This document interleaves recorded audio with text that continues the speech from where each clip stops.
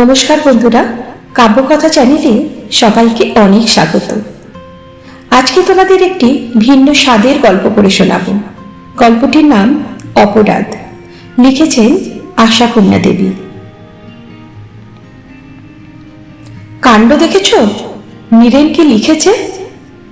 চায়ের পেয়ালাটা টেবিলে নামাইয়া দিয়া কল্যাণী বিস্মিত সুরে প্রশ্ন করে, নীরেন, রাঙা ঠাকুরপো সে আবার তোমাকে চিঠি লিখেছে নাকি? কি লিখেছে?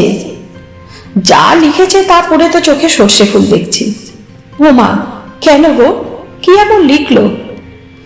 আর কি লিখেছে, এখানে ওদের সাহিত্য সম্মেলনী নাকি ঘোড়ার ডিম হবে তাই আসছেন, কিন্তু নিজেদের বাড়ি থাকতে পরের বাড়িতে থাকবেন কি দুঃখে, তাই দয়া করে এই গরিবের কুড়েতে পদার্পণ করবেন। কল্যাণী পরেশের রাগের কারণ বুঝিয়াও হাসিয়া ফেলে, বলে, আপনার লোক আসবে সে তো আনন্দের কথা, এতে রাগ কেন তোমার? যাও যাও, বাজে বকো না। পরেশ চায়ের পেয়ালা তুলিয়া লইয়া আবার টেবিলে বসাইয়া দেয়। মাসের আজ 23 তারিখ, তা জানো নাকি জানো না? খুব জানি, হাড়ে হাড়ে জানি। তবে তা বলে কি হবে? আসবে বলেছে, বারণ করতে তো পারো না। কেন পারবো না? গরিবের অনেক কিছুই পারতে হয়। আমি লিখে দিচ্ছি সোজাসুজি, দল ছাড়া হয়ে এত দূরে থাকার চাইতে তোমারও খাঁটি কলকাতাতে থাকাই সুবিধে। ধ্যাৎ, তাই কখনো বলা যায়? ওর নিজের সুবিধে অসুবিধে না ভেবে কি আর লিখেছে? তাহলে বুঝতে পারবে তোমার ইচ্ছে নেই। পারলে আর করা যাবে কি? চালাবো কি করে তাই বলো। যদি আমাদের মতো অবস্থার লোক হতো আলাদা কথা ছিল। ওরা কি চালে চলে তা জানো না তুমি। দুনিয়ায় যে দুঃখ কষ্ট অভাব অভিযোগ আছে সে কথা যেন মানতেই চায় না। হ্যাঁ, তা জানি। ও বাড়ির কাকার বাড়ি গিয়েছি তো দু একবার, নতুন বউ ছিলাম যখন। কি সুন্দর বাড়ি, কি চমৎকার সাজানো, কত গয়না ছিল খুড়িমার। তেমনি কি সুন্দর অহংকার, কি চমৎকার লম্বা চাল। নতুন খুড়ি আমাদের মা জেঠিমার সঙ্গে ভালো করে কথাই বলতে না, বুঝলে? কল্যাণী হাসিয়া ফেলে। সেই রাগ আছে এখনো? রাগ মোটেই নয়, তবে মনে আছে এই পর্যন্ত। অবশ্যই নীরেন সুরেন বরাবরই ভালোবাসে আমাদের, কিন্তু ওই যা বললাম, দারিদ্র্য জিনিসটা কি সেটা জানে না বলেই বোধহয় নেহাত অবুঝ। আমাদের খাওয়া পড়া চালচলন দেখলে মিনিটে মিনিটে অবাক হবে, এই আর কি। কল্যাণী মিনিট খানিক চুপচাপ থাকিয়া বলে, কদিন থাকবে? কে জানে কদিন, তবে সপ্তাহখানেকের কম কি আর। এতক্ষণ পরে সর পড়িয়া যাওয়া ঠান্ডা চাটা তুলিয়া লইয়া এক নিঃশ্বাসে শেষ করিয়া ফেলে পরেশ। মুখ দেখিয়া মনে হয় নিমের পাচন কিরিয়াছে বুঝি। কল্যাণী খানিক পরে ঘুরিয়া আসিয়া আবার বলে, দেখো, বারণ করে দেওয়াটা কি ঠিক হবে? যতই হোক জ্ঞাতি, এই নিন্দেটুকু চিরদিন রয়ে যাবে। লোকলজ্জা বলে একটা কথা আছে তো। আছে তা পরেশও জানে না এমন নয়, কিন্তু নিজের পকেটের অবস্থা কল্পনা করিলেই যে হাত পা ঠান্ডা হইয়া আসে তার। মাসের শেষের 7-8টা দিন যে কিভাবে চলে একমাত্র ভগবান জানেন। কল্যাণী তো লোক লজ্জার দোহাই পারিয়া নিজের বুদ্ধি বিবেচনার প্রমাণ দিল, কিন্তু বিবেচনার আরো একটা দিক কি নাই?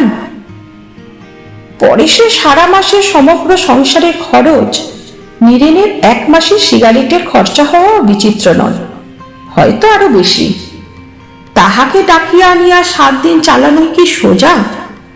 কিছুটা অন্তত সৌষ্ঠব করিয়া চালানো। আর সৌষ্ঠব করিতে গেলে নিজেদের পরন পরিচ্ছদ, বিছানা বালিশ সবকিছুর উপরই সাময়িক একটু প্রলেপ লাগাতেই হয়। অতিথির জন্য আহার আয়োজনে যেটুকু বৈচিত্র্য বা আড়ম্বর, অতিথির সঙ্গে সঙ্গে নিজেদেরও ভাগ পাইতে হয় তার। মাথার তেল, দাঁতের মাজন হইতে শুরু করিয়া চায়ের পেয়ালা পিরিচ পর্যন্ত সবকিছুরই উপর হইতে দারিদ্র্যের জীর্ণ বিবর্ণতা দূর করিতে গেলে কোথায় গিয়া ডুবিতে হয় তার কি হিসাব আছে? আর যদি দৈন্যের চরম রূপকে গোপন করবার চেষ্টা মাত্র না করিয়া ভিক্ষুকের বেশে দাঁড়াও তো সে আলাদা কথা। হয়তো করুণার বশে উপহারের ছদ্মবেশ পড়াইয়া কিছু সাহায্য করিয়া যাইতেও পারে নীরেন। কিন্তু কেন? চক্ষুলজ্জা জিনিসটা কি এত প্রবল পরাক্রমশালী? কল্যাণীর তাই মত। পরেশই যে একেবারে চোখের চামড়াহীন তাও তো নয়।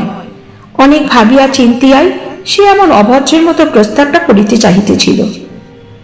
কিন্তু ঘণ্টাখানিক ধরিয়া অনেক খসড়া অনেক মুসাবিদার পর লাঠি বজায় রাখিয়া শাক মারা কৌশল সম্বলিত একখানি চিঠি খাড়া করিয়া কলমটি সবে নামাইয়া কল্যাণীকে ডাক দিয়াছে পরেশ। হঠাৎ উঠানের দরজার কাছে বহুদিন পূর্বে শ্রুত পরিচিত কণ্ঠটি বাজিয়া ওঠে। কই নতুনদা, খবর কি? বাড়িতে আহট আহত? মুহূর্তের মধ্যে চিঠিখানা বিছানার তলায় চালান করিয়া দিয়া বিবর্ণ মুখে হাসি টানিয়া আনিতে আনিতে পরেশ ঘরের বাইরে আসিয়া দাঁড়ায়। আরে তুমি আজকেই এসে পড়লে যে? এই তোমাকে চিঠি লিখতে বসছিলাম। নীরেন পিছনের কুলিটার হাতে খুচরো পয়সা গড়িয়া দিতে দিতে সহাস্যে বলে, কি লিখছিলে? ভাষা, যদিও তুমি আসবে শুনিয়া যার পরনাই আনন্দিত হইলাম, কিন্তু ইত্যাদি। অতএব কুলিবাহিত চকচকে চামড়া সুটকেসটা এবং নীরেনের গায়ে ঝকঝকে গরদে পাঞ্জাবিটার পানি চোখের দৃষ্টি ফেলিয়া পরেশ হো হো শব্দে হাসিয়া ওঠে। তা কেন, সোজাসুজি বলেই দিচ্ছিলাম। এসো না হে ভায়া, আমার এখানে জায়গা হবে না। তোমার বৌদি আবার নিজেদের নিভৃত কুঞ্জে বাইরের লোকের ভিড় পছন্দ করেন না কিনা? যে সুরে বলা হয় কথাটা, তাতে অবশ্য সন্দেহ থাকে না যে নিতান্তই পরিহাস। এটা বলা বাহুল্য কল্যাণীও আসিয়া দাঁড়াইয়াছিল। মিথ্যা রাগে ভান দেখাইয়া বলে, দেখেছ রাঙা ঠাকুর, দেখো খামোখা ভদ্রমহিলার নামে কিরকম মিথ্যে অপবাদ দেওয়া। মানহানির মামলা আনুন বলিয়া উঠিয়া আসে নীরেন। কই, ছেলে মেয়েদের দেখতে পাচ্ছি না যে? গেছে খেলা করতে, আসবে এক্ষুনি। তারপর তোমার খবর কি? আমাদের খবরের জন্য তো ঘুম হচ্ছে না আপনার। নেহাত প্রাণের টানে এসে পড়লাম তাই। ইস, নিজের কাজ না করলে আসতেন যেন। হয়েছে হয়েছে, ঝগড়া টগড়া সব তোলা থাক। এখন সকলের আগে এক পেয়ালা চা আনুন দেখি।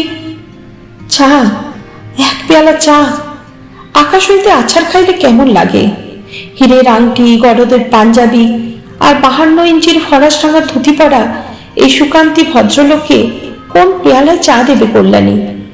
মোটা মোটা যে গোটা 3-4 পেয়ালা আছে বাড়িতে, তার সবগুলোই যে হাতল ভাঙা। পিরিচি বা কই? প্রস্তুত হইবার অবকাশ মাত্র না দিয়া এরকম অভব্যের মতো আসিবার কি প্রয়োজন ছিল নীরেনের? ছেলেমেয়েরা বেড়াইয়া ফিরিবে এক্ষুনি। সন্তুর পরনে কি আছে? নীল ডোরাকাটা সেই হাফ শার্টটা না? কলারটা কবে যেন ছিঁড়িয়া উধাও হইয়া গিয়াছে যার। মিনুর গায়ে কল্যাণীর কোন জন্মের পুরানো একখানা ভয়ের শাড়ি কাটা ফ্রক। পাশের বাড়ির লতিকার কাছ হইতে শ্বেত পাথরের মতো দেখিতে সেই পেয়ালা একটা চাহিয়া আনা যায়। কিন্তু ছেলে মেয়েদের জামা জুতো, নিজের স্ত্রীহীন শাড়িখানাও কি পীড়াদায়ক নয়? চিন্তা বাতাসের চাইতো নাকি দ্রুতগামী। পলকের মধ্যে কত কি তো ভাবিয়া ফেলিল কল্যাণী। তবু কত অজস্রই বাকি থাকিল। হীরের আংটি আর 52 ইঞ্চি ধুতির মালিকটি রহিয়াই গেল যখন। মিনিটে মিনিটে নতুন নতুন বিপদ আসিয়া দেখা দেয় নতুনতর দুশ্চিন্তা। প্রতি পদক্ষেপে, প্রতিটি আচরণে কি নিদারুণ লজ্জা। নীরেন অবশ্য চাল ফলায় না, কিন্তু তার স্বাভাবিকত্বটুকুও যে পরেশের চোখে রীতিমতো চাল। গায়ের রক্ত নিংড়াইয়া প্রাণপাত করিয়া যে আয়োজনটুকু করিয়া আনে পরেশ, সংসারের হাড় ভাঙা খাটুনির মধ্যে কত কষ্টে কত যত্নে কল্যাণী যা পাতে তুলিয়া দেয়, সেই মহামূল্য জিনিসগুলো কি অনায়াস অবহেলাতেই পাতের নিচে ফেলিয়া দেয় নীরেন। সন্দেশ রসগোল্লার মতো দুর্লভ বস্তুই কিনা আধখানা খাইয়া বাকিটা জলের গ্লাসে ডুবাইয়া দিতে কিছুমাত্র দ্বিধা করে না নীরেন। এই 4 দিনের মধ্যে 3 দিন এই মর্মান্তিক দৃশ্য দেখিতে হইয়াছে পরেশকে। অসহ্য হইয়া আজ সকালে তো বলিয়াই ফেলিল পরেশ। ফেলিবার প্রয়োজন কি? ছেলেমেয়েরা কি আর কাকার পাতে খাইতে পারে না? নীরেন তাহার উত্তরে পাতে খাওয়ার অপকারিতা সম্বন্ধে লম্বা একটা লেকচার দিয়া বসিল। অবশ্য নীরেনের সামনে মান বাজাইতে ছেলে মেয়েদের ভাগ্যেও উক্ত দুর্লভ বস্তু এক আধটা যে না জুটিতেছে এমন নয়, কিন্তু সে তো তাতল সৈকতে বাড়ি বিন্দু মাত্র। তাছাড়া এক মুঠো পয়সা দিয়া কেনা জিনিস ফেলিয়া দেওয়া, মিষ্টান্ন যে আবার অতি মিষ্টত্বের অপরাধে পরিত্যাজ্য হইতে পারে এ কথা পরেশের ধারণার অতীত নয় কি? নোনতা খাবার কল্যাণী নিজের হাতে ভাজিয়া দিল। এই একদম দালদার ব্যাপার দেখছি বলিয়া একেবারে উঠা নেই। যতই হোক পশ্চিম হতে আসিয়াছে নীরেন, কাজেই কলকাতার সবই ভেজাল মনে হয় তার কাছে। ফেলিয়া দিয়ে অবশ্য ক্ষোভ করিল বিস্তর, কিন্তু সেই ক্ষোভটা নিতান্তই সমাজ জীবনের দুর্নীতি জনিত ক্ষোভ। খাইতে না পাওয়ার জন্য তো নয়, অপচয়ের জন্য নয়। 4 দিন পার হইয়াছে 4 বৎসরের দৈর্ঘ্য লইয়া। আরো 6 দিন নাকি থাকিতে হইবে নীরেনকে। সবে 26 তারিখ আজ, এখনো আরো কতদিন। এবারে আবার 31শে মাস। সভ্য সামাজিক আর চক্ষুলজ্জা সম্বলিত কল্যাণী এইমাত্র ফর্দ দিয়ে গেল বাজারের। লিখিবার মুখে যা খুশি লিখিয়াছে, নাকি মাথাটা খারাপ হইয়া গেল তার? শ্রাবণ মাস শেষ হয় নাই এখন, বলে কিনা ফুলকপি আর মটরশুঁটি, ইঁচড়া সজনে ডাঁটাই বা নয় কেন তবে?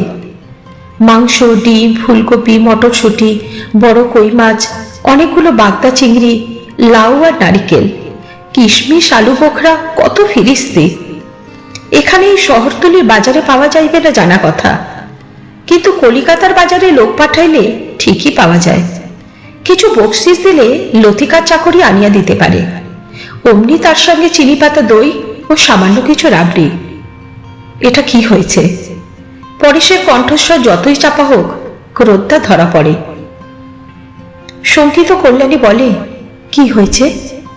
এই ফর্দ, এ কি আবার শ্রাদ্ধের ভোজের ফর্দ হয়েছে? চমকাইয়া মুখ তুলে কল্যাণী, এ কি? এমন রূঢ় কথা তো জীবনে উচ্চারণ করে না পরেশ। ম্লান মুখে বলে, কদিনই তো সোজাসুজি মাছ ভাত খাওয়ানো হলো, যাবার আগে 2-1 দিন একটু বিশেষ না করলে? সোজাসুজি সোজাসুজি মাছ ভাত করতে এই 4 দিনে 13 টাকা ধার হয়েছে আমার, তা জানো?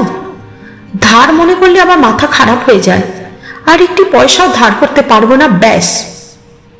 কল্যাণী ছলছল চোখে বলে, আর এই যে রাঙা ঠাকুরপো সন্তু মিনুকে কত টাকার খেলনা এনে দিল কাল কলকাতা থেকে, ছবির বই দিল 3-4 খানা, কন্যাকুড়ি 25 টাকার জিনিস হবে। বেশিও হতে পারে বুঝলাম, কিন্তু আমার তাতে কি সাশ্রয় হলো? খেলনা বেচে তোমার কপি মটরশুঁটি আনা যাবে? ছলছল চোখের কোণ বাহিয়া 2 ফোঁটা জল গড়াইয়া পড়ে। কি ভয়ানক কটু কথা বলিতে শুরু করিয়াছে পরেশ। ও কেন বোঝে না?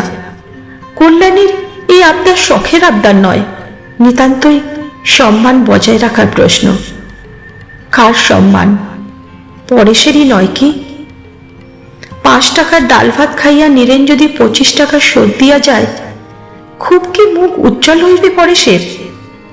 তবু খাওয়া দাওয়ার আয়োজনটা তেমন ভালো করিতে পারিলে, যত্ন আত্মীর ভাব বেশি দেখাইলে কিছুটা মান তো থাকে। কে জানে, হয়তো যাওয়ার আগে আরো কিছু দিয়া যাইতে পারে। তখন কোন মুখে মুখ দেখাইবে কল্যাণী? নীরেন তো তার বাপের বাড়ির দিকের লোক নয়। মান সম্মান যা কিছু সবই তো পরেশের। অথচ এই সাদা কথাটুকু কিছুতেই বুঝিবে না পরেশ। ধার করা খুব খারাপ নিশ্চয়ই, কিন্তু নীরেন তো বারে বারে আসিবে না। জীবনে আর কোনোদিনও হয়তো সুযোগ মিলিবে না তার আত্মীয়তার, তার উপহারের শোধ দিবার। পরের পাশে না হয় আরো কষ্ট করিয়া চালানো যাইবে, এখনকার মতো তো মান রক্ষা হোক। কিন্তু না, পরেশ যেন বুনো ঘোড়ার মতো জেদ ধরিয়া বসে আছে। অনেক তর্কের পরও ধার আর 1 পয়সাও করিতে রাজি হয় না সে। হ্যাঁ, ভালো ভালো দামি জিনিস আনিয়া দেবে না কেন? কল্যাণী দিক টাকা, যদি তেমন সঞ্চিত অর্থ তার থাকে কোথাও। হায় ভগবান, পরেশ কি জানে না কল্যাণীর কোথায় কি আছে? একটি ফুটো পয়সায় কি কল্যাণী নিজের বলিয়া তোলা আছে কোথাও? সোনা বলিতে 1 ছিটে তাই কি বজায় আছে? সন্তুর টাইফয়েডে সেবার রাংটিটুকু যে গেছে যে। তবু রাগে দুঃখে একটা অবিমিশ্রকারিতা করিয়া বসে কল্যাণী। বলে, বেশ, তুমি ধার করে করো, এখন শোধ দেব আমি। বটে নাকি? তা বেশ, ভালো ভালো। বেশি করে কিছু নাও না, বরং যাবার সময় নীরেনের বউ ছেলের নাম করে এক হাঁড়ি মিষ্টিও দেওয়া যাবে 10 টাকা দিয়ে। কুটিল একটু হাসি হাসিয়া পরেশ ফর্দটা হাতে বাহির হইয়া যায়। কিছুক্ষণ পরে নীরেন আসে। যা ভয় করিয়াছে কল্যাণী ঠিক তাই। কলিকাতা হইতে কল্যাণীর জন্য দামি একখানা শাড়ি আনিয়া হাজির করিয়াছে নীরেন। ছি ছি, এ কি কাণ্ড রাঙা ঠাকুরপো! না ভাই না, কখনো না, এই শাড়ি নিতে পারবো না আমি। শুধু শুধু কেন তুমি এত খরচা করবে? নীরেনকে কথায় হারানো সহজ নয়। রাগ করে না, হেসে বলে, শুধু শুধু মানে কি? অর্থের সার্থকতা তো নারীর অঙ্গে। ধরুন, এই টাকায় যদি আমি ট্রাউজার করিয়ে আনতাম, তাকিয়ে দেখতো কেউ? আর শাড়ি কিনে যদি নিজের চোখের সুখী হয়, পছন্দের তারিফটা উপরি পাও না। আচ্ছা বলুন, পছন্দ আছে কিনা আমার? খুব আছে, কিন্তু যাকে মানায় তাকেই দেওয়া উচিত। আমি কখন কোথায় বা যাচ্ছি, দামি শাড়ি নিয়ে করব কি? এ তুমি রাঙা বউয়ের জন্য নিয়ে যাও। আহা, তোমার রাঙা বউকে তো জীবনে একখানিও ভালো শাড়ি দিইনি। শত দুঃখেও হাসি পায় কল্যাণীর। বলে, দেবেই তো, জীবন ভরি দেবে। আরে বাপু, সে তো বলা বাহুল্য। তাই বলে স্বাদ হলে জীবনে আর কারোর জন্য একখানা শাড়ি কিনতে পারবো না, এরকম কোনো লেখাপড়া আছে? কিন্তু সত্যি রাঙা ঠাকুরপো, এটা নিতে মোটে মন সরছে না। তাই না হয় সাধারণ 8 পৌরে শাড়ি দিতে একটা। দায় পড়েছে, নাই দিলাম। তোমার দাদা কিন্তু রাগ করবেন নাকি? তা ভালোই তো, 2 মুঠো চাল বেশি নেবেন। এ মানুষের সঙ্গে কে তর্ক করিবে? তোমাকে নিয়ে আর পারা যায় না, গছাবে তবে ছাড়বে আর কি। এই এতক্ষণে যে চিনতে পেরেছেন আমায়, এর জন্য ধন্যবাদ। রাত্রে কল্যাণী পরেশকে দেখায় শাড়িখানা। সোনালি জরির তাবিজ পার টাঙ্গাইল শাড়ি। ভাবিয়াছিল পরেশ রাগ করিবে, কত তর্ক করিতে হইবে, কিন্তু ব্যাপারটা হইল অন্যরকম। বাহ, বেশ কাপড় বলিয়া 1 মিনিটের মধ্যে পাশ ফিরিয়া ঘুমাইয়া পড়িল পরেশ। যেন কল্যাণী শাড়ি পাইয়া আনন্দে গদগদ হইয়া উঠিয়াছে। অতএব তাহার আর গ্রাহ্য করিবার কিছু নাই। কল্যাণীর সামনে যাই করুক, দয়া করিয়া যে নীরেনের সামনে বিরক্তি প্রকাশ করে না পরেশ, এই ঢের। বরং খুব হাসি খুশি করিয়াই কটা দিন কাটে। কল্যাণীর মনের মতো করিয়াই আয়োজন করিয়া আনে পরেশ। দিব্য হইচই করিয়া খাওয়া দাওয়া হয়। সন্ধ্যার পর জ্যোৎস্নায় বেড়াইতে যাওয়া হয় সপরিবারে। শহরতলির এই অঞ্চলটা কলকারখানা বহুল হইল রাত্রে মনোরম দেখায়। পুলকিতা কল্যাণী বলে, এতদিন রয়েছে এখানে, রাত্রে যে বেড়ানো যায় এ কিন্তু ভাই কখনো জানি না। আশ্চর্য! আচ্ছা নতুন দা, এতে তো আর পয়সা খরচ হয় না, বেরোলেই পারো। কিপ্টে বলিয়া পরেশকে যখন তখন ঠাট্টা করে নিলেন।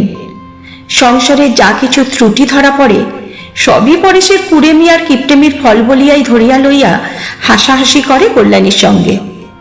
পরেশ যা উত্তর দেয় সেটাও সরস। যাইবার আগের দিন কিন্তু কিছুতেই আর কল্যাণীকে হাসানো গেল না। কি যেন এক মামলায় হারিয়া সর্বশান্ত হইয়াছে সে, এমনই ভাব।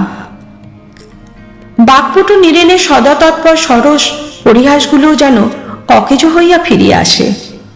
শেষ পর্যন্ত পরেশকে বলিতে হয়, কি গো, তোমার যে দস্তুর মতো বিরহ লেগে গেল। পরিহাস বটে, তবু কিছু কি ঈর্ষা জড়ানো আছে? কিন্তু কথাটা কি নিতান্তই পরিহাসের?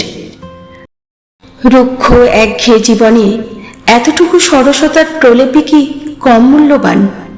যাক, তাই বলিয়া বিরহটা এত জোরালো হওয়া উচিত নয় যে মানুষটা উপস্থিত থাকিতে থাকিতেই বিরহের বাষ্পে কণ্ঠরুদ্ধ হইয়া কথাই বন্ধ করিয়া দিবে। এটা যেন নিতান্তই বাড়াবাড়ি। একে মন খারাপ রইয়াছে কল্যাণীর, পরদিন আবার ঘটিল একটা বিশ্রী ঘটনা। সোনার বোতাম শুদ্ধ সিল্কের শার্টটা পরশুনা কবে যেন দালানের আলনায় রাখিয়াছিল নীরেন। এমন তো প্রতিদিনই রাখে। খোঁজ করিতে গিয়া দেখে জামা আছে, বোতাম নাই। অথচ ঝি চাকর বলিতে কিছুই নাই কল্যাণীর সংসারে। খোয়া গেল বোতাম জোড়াটা। আর ঠিক সেইটাই যেটা নীরেনের বিবাহের আশীর্বাদী জিনিস। সারা সকাল সারা বাড়ি তোলপাড় করিয়া বেড়ায় পরেশ। সম্ভব অসম্ভব সকল জায়গায় খুঁজিয়া খুঁজিয়া হয়রান হইয়া পড়ে।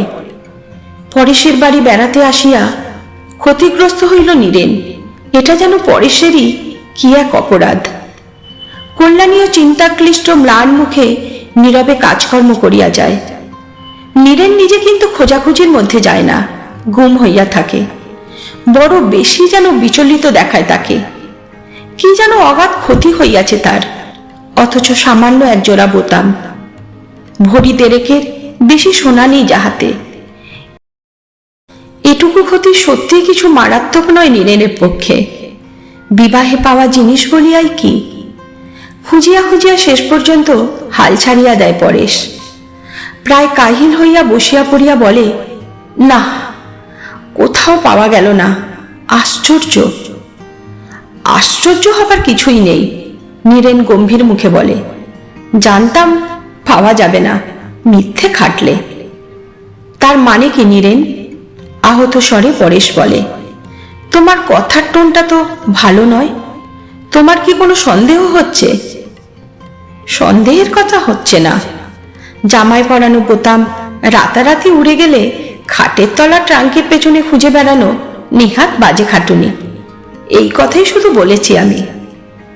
পরেশ ক্রুদ্ধ গম্ভীর স্বরে বলে, দেখো নীরেন, গরিব হলেই ইতর হয় না। যাক, খুব শিক্ষা হলো। শিক্ষা আমারও কিছু কম হলো না নূতনদা, তবে দুঃখের শিক্ষা।